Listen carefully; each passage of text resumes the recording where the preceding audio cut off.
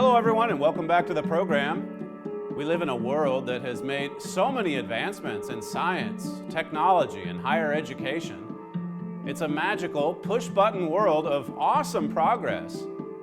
And yet, paradoxically, it's a world full of appalling evils. Family breakdown, abject poverty, illiteracy and disease, violence, terrorism and war. How could a world of such mind-staggering progress also accommodate so much suffering and evil? How do you explain this astonishing paradox? A world with human minds that produce the marvels of our push-button age, and yet cannot solve the most basic human problems of family life or peace between nations. On today's program, we examine the almost unbelievable paradox of progress and degeneration.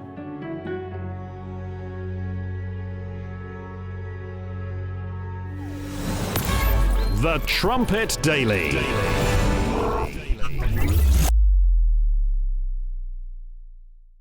Prior to the 20th century, the print industry was basically the only mass medium. And yet look at what's happened just in the last 100 years or so with the emergence of radio and television and the internet. Just an explosion of knowledge. I recently attended a broadcast video expo down in London, and the technology on display, it just made your head spin. So sophisticated, so advanced. I sat in on quite a few lectures from some of the leaders in the industry, the writers, the directors, the producers. There was one lecture in particular, one talented young individual that just explained how much could be done with so little, with just a small staff and a little bit of technology, and yet you could produce these amazing documentaries. And we certainly produce a lot of our material on a very limited budget and with just a little bit of technology. And yet what you're able to do these days with just some of that technology, it's astounding. But then at this same expo, there was another presenter who talked about, well, really, he was an up-and-coming director. He made his big splash last year with his movie. And so he talked about some of the advances and how he came into the industry and so on, and it was an interesting lecture. And then I go back afterwards and get on the internet to see what his movie was about, and you can't imagine a darker theme, just a more perverse subject to get into, and then to take that message, that story, and to send it all over the earth. Look at how the technology is used in that case to dispense with so much evil, so much perversion. There was another speaker at this same expo that talked about how pornography fuels so much of the innovation and the development of these technologies.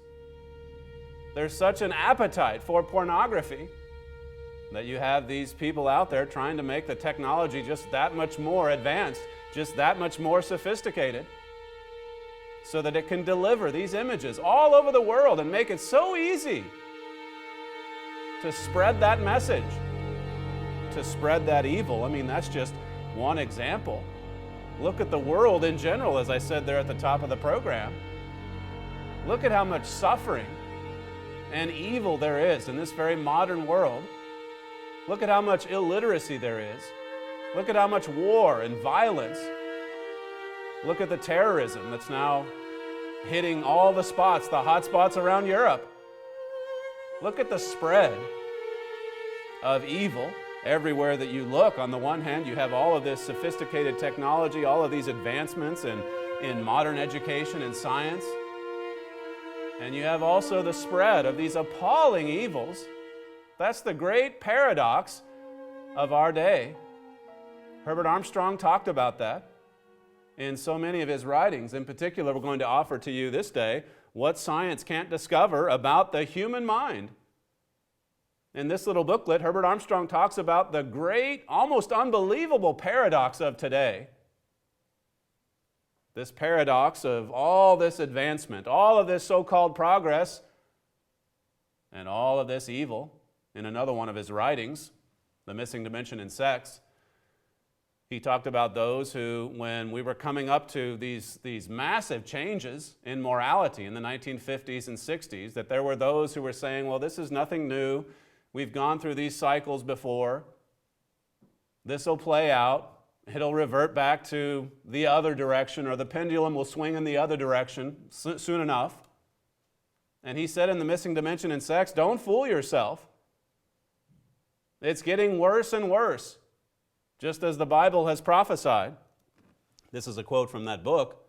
Human nature is the same, but we simply live in a different world today. The emergence of the phonograph, he's writing this back in the 60s, the automobile, the motion picture, radio, and television, and other productions of the machine age have brought new influences and changing customs. Human nature, adapting to changing times, expresses itself very differently today. In other words, the technology is making it possible to spread the evil faster.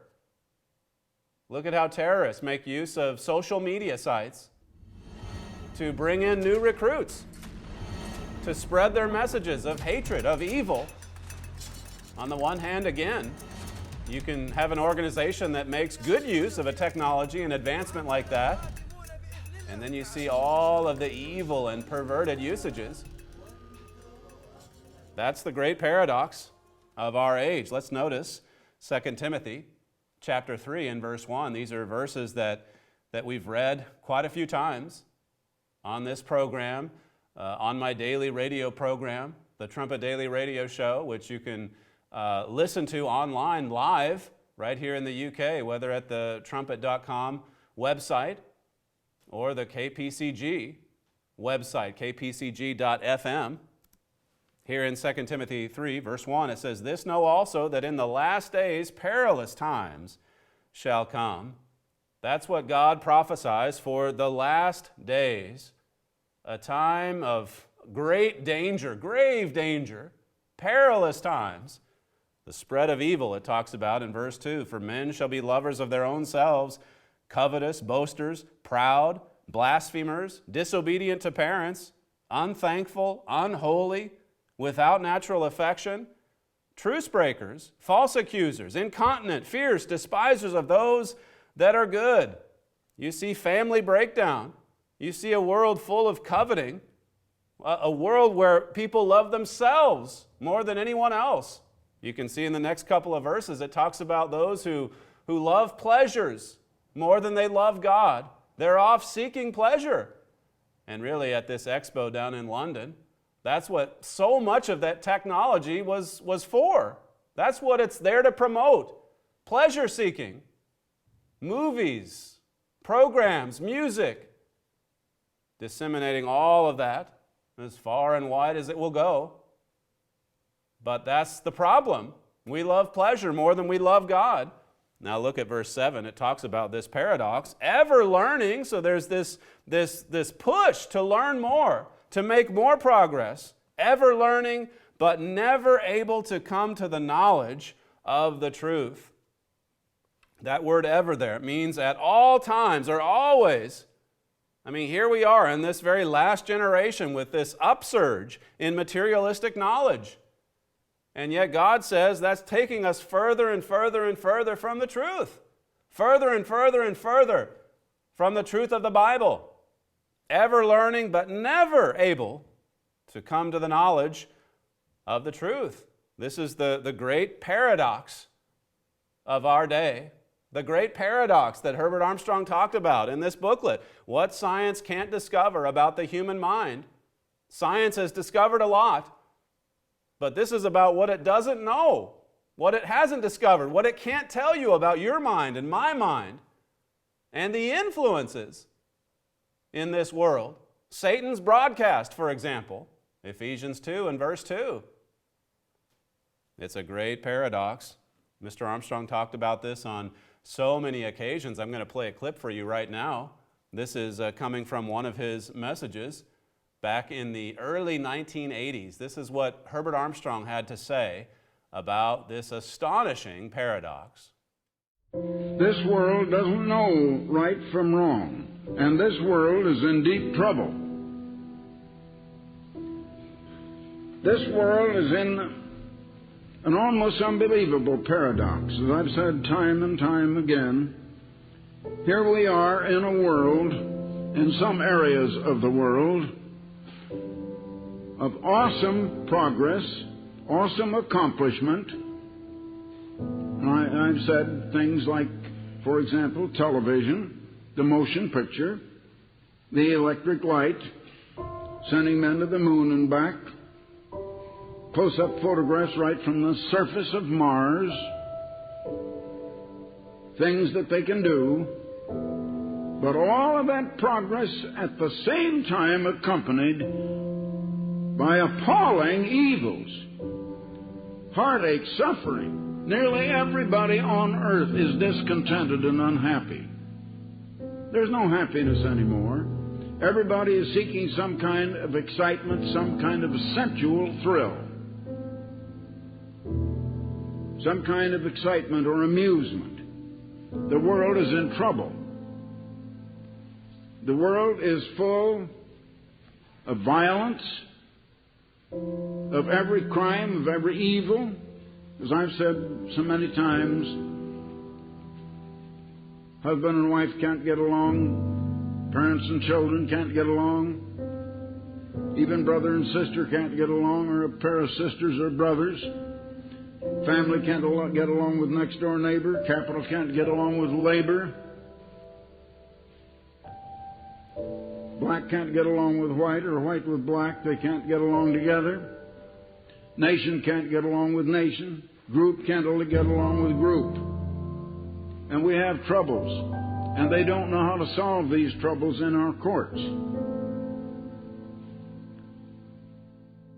And so we have all of this advancement, as he said there in that lecture from 1982.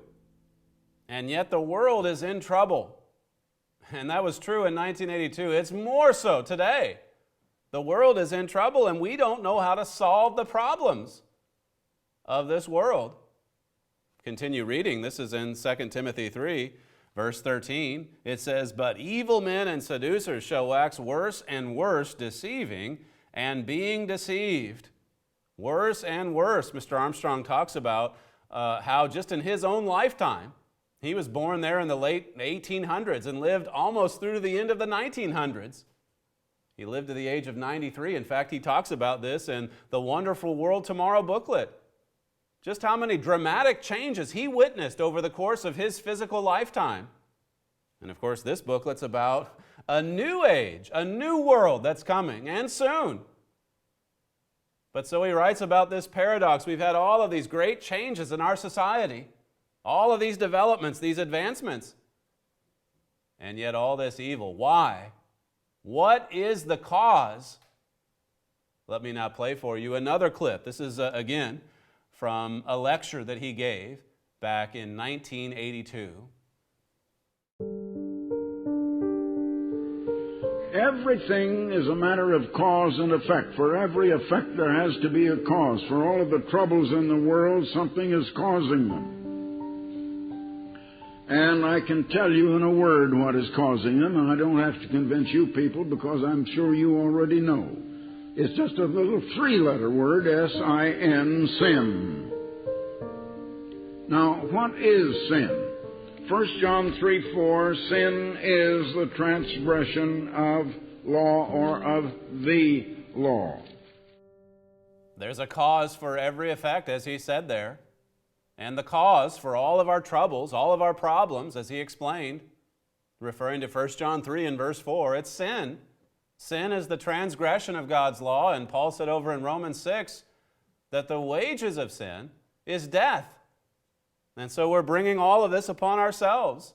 Let me read to you what it says over in Isaiah, switching to the Old Testament. This is Isaiah chapter 1, and we'll start in verse 2. It says, "Hear, O heavens, and give ear, O earth, for the Lord has spoken. I have nourished and brought up children, and they've rebelled against me.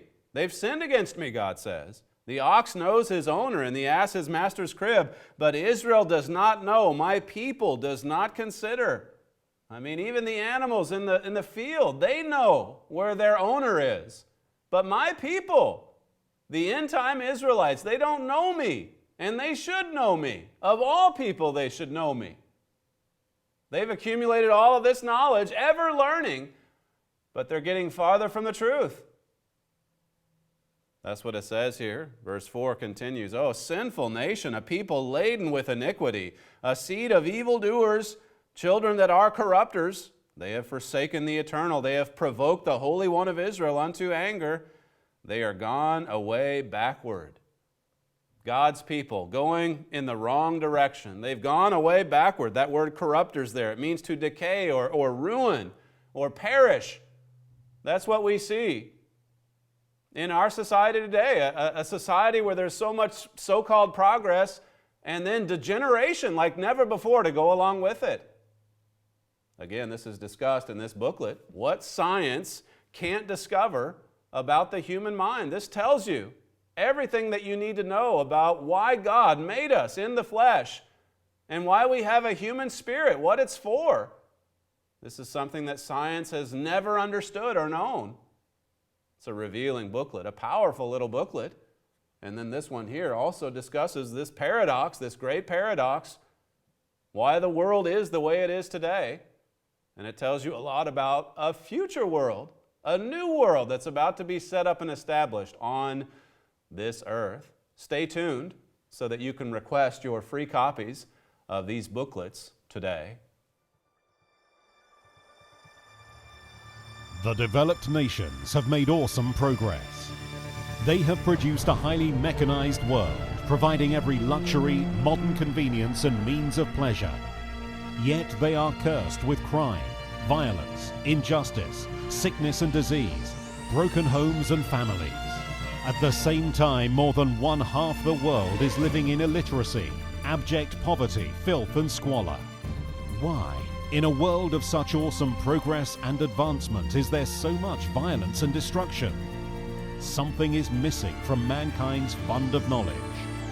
To learn more about what's wrong with knowledge production today, request What Science Can't Discover About the Human Mind.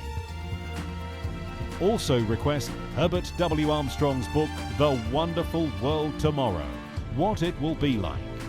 There is hope for this dying world. Today, people live in constant fear of violence and crime from fellow man. But in the wonderful world tomorrow, the Bible says, none shall make them afraid.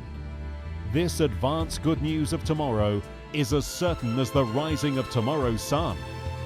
Request both books today, What Science Can't Discover About the Human Mind and The Wonderful World Tomorrow, What It Will Be Like. Did we mention all our literature is free? And if you haven't already, don't forget to enroll in the free Armstrong College Bible Correspondence course. It's a distance learning program that makes the Bible come alive. Act today and get the understanding you need now.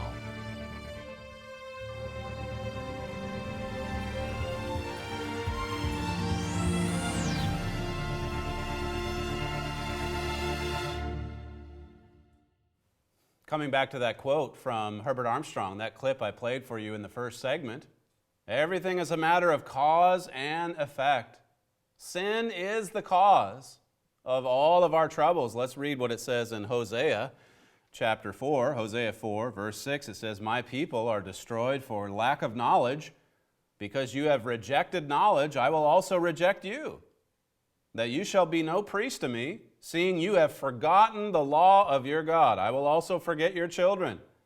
There's consequences for forgetting God, for forgetting His law, for rejecting God's knowledge, for rejecting the truth of the Bible. Verse 7 continues, "As they were increased, so they sinned against me. Therefore will I change their glory into shame." See, as they increased, as they multiplied, or to bring in what Paul said there in 2 Timothy 3, as they increased in knowledge, in learning, so did their sins multiply. What is it that's missing from all of the knowledge production today? All of this advancement, all of this sophisticated progress, what's missing? Well, Herbert Armstrong used to talk about the foundation of all knowledge being the Holy Bible, how that God's revealed truth is what's missing from modern education. That's what God meant for the instruction book, the Bible, to be. The foundation of all knowledge. Obviously, it doesn't contain all knowledge in this one book. It's the foundation, though. And everything else must spring from that, or else it's often running on a false basic premise. And we're at a point now where it's becoming painfully obvious that we are unable to solve the problems of this world. Why can't we solve the problems? Why do we see so much widespread suffering and illiteracy and evil and war and strife and violence and terrorism? It just, every day it seems, there's something more shocking that happens. Headlines that just make you shake your head. How much worse can it get? Now, I know there's lots of people, plenty of people, that are just blind to these events. Their heads are just firmly buried in the sand. But if you're looking at the world today, if you're looking at the big picture, you should be concerned about what's happening. Let's go over to the New Testament, 1 Corinthians chapter 2. This is the instruction manual God gave Adam and Eve from the very beginning, the basics, the spiritual knowledge. It says in Matthew 11, Christ says that God reveals His truth to babes, those that are spiritual babes, little children, childlike, teachable. God will give us His truth, and then we'll have that foundation. Paul said in Romans 7 that God's law is spiritual. I mean, that's what's missing from all of the knowledge production. There's plenty of materialistic knowledge. There's no lack of gadgets and things, and they get more and more sophisticated with each passing year. But what's missing is spiritual knowledge, God's spiritual law, which teaches us how to love God, which teaches us how to love our neighbor, our fellow man. You don't see much of that in this world today, do you? You see lots of hatred. You see a spirit of competition, of trying to get out and beat the other guy, get out in front, get every advantage for yourself. That's everywhere, that spirit. 1 Corinthians 2 here in verse 9, this talks about that missing spiritual dimension. 1 Corinthians 2:9, but as it is written, eye has not seen nor ear heard, neither have entered into the heart of man the things which God has prepared for them that love Him. I mean, this inheritance that God's prepared for us, it can't be conceived by the natural mind of man. It takes another spirit. It takes the mind of God to open up our minds to this precious, precious, and valuable truth. Verse 10, it says, but God has revealed them unto us by His Spirit, for the Spirit searches all things, yes, the deep things of God. You see, God has to reveal His truth to those who have a childlike mind, to those who want to seek after God's ways, God's truth. If we humble ourselves before God, and then we're willing to look into this truth, your mind, my mind, our minds can be opened to this valuable, precious instruction. Verse 11 says, for what man knows the things of a man save the spirit of man, which is in him? Even so, the things of God knows no man but the Spirit of God. Look at what man, the spirit of man, has been able to produce. The animals out on the farm, they can't produce these sophisticated gadgets. They aren't sending some being to the moon. Human beings have been able to do those things. And yet at the same time, human beings can't know the things of God. They can't know the purpose for man and why we're here on this earth. They're cut off from that knowledge because from the very beginning in the Garden of Eden, Adam and Eve rejected God's truth. And then God sent them forth and cut them off from the tree of life. You read about that in the very first pages of this precious book, the Holy Bible. Down in verse 13 it says, which things also we speak, not in words which man's wisdom teaches, but which the Holy Spirit teaches, comparing spiritual things with spiritual. You can't receive spiritual knowledge from a high school or a university or in pursuing a doctorate. You can't receive the things of God. Verse 14 goes on and says, "But the natural man receives not the things of the Spirit of God, for they are foolishness to him. Neither can he know them, because they're spiritually discerned." God's truth, the things of God, the scholars of today, they just see it as foolishness. They laugh at it. They mock it. And meanwhile, look at the world. Look at the evils in this world. Look at man's inability to solve those problems. They should be looking to God. They should be crying out to God for help. They should be asking God for answers, but they won't do it.